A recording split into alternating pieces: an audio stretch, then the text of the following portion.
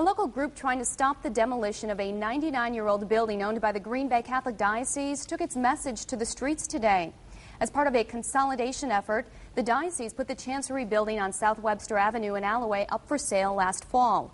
In May, diocesan officials decided to tear down the building in part because of the cost of renovating it. Demolition is slated to happen by the end of summer. As time winds down, the Save the Chancery Coalition is trying to bring more attention to its cause. Tonight, we hear from both sides. To take it down is really criminal in our eyes. So.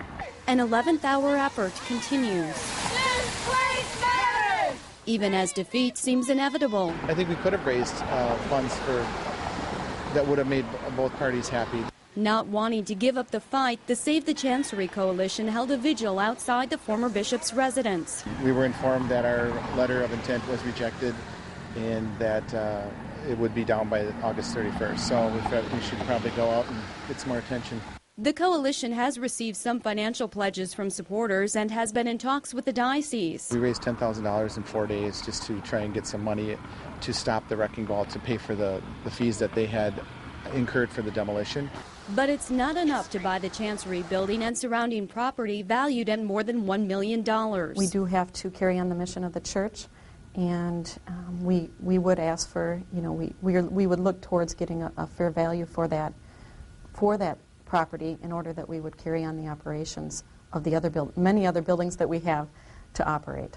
Tammy Baston manages the diocese properties and says plans for the Chancery building have been public for some time. There are high emotions there, and I don't think any of us are excited to take it down. We just know that it's the right thing, and that's why we're doing it. Baston says when the Chancery went up for sale last October, there was some interest, but no takers. We've had really wonderful ideas for the building. Without the necessary funding behind it. But Coalition President Jim Rivette says he didn't hear of the diocese plans for the building until last spring and thinks he should be given more time to raise money.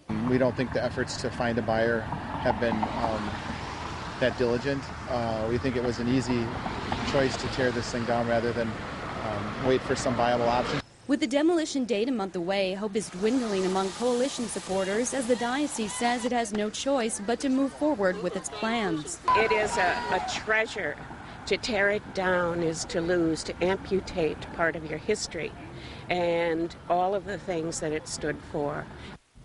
Now, if the coalition's effort fails, Rivette says plans are already in the works to create an ordinance to stop other old buildings from being demolished.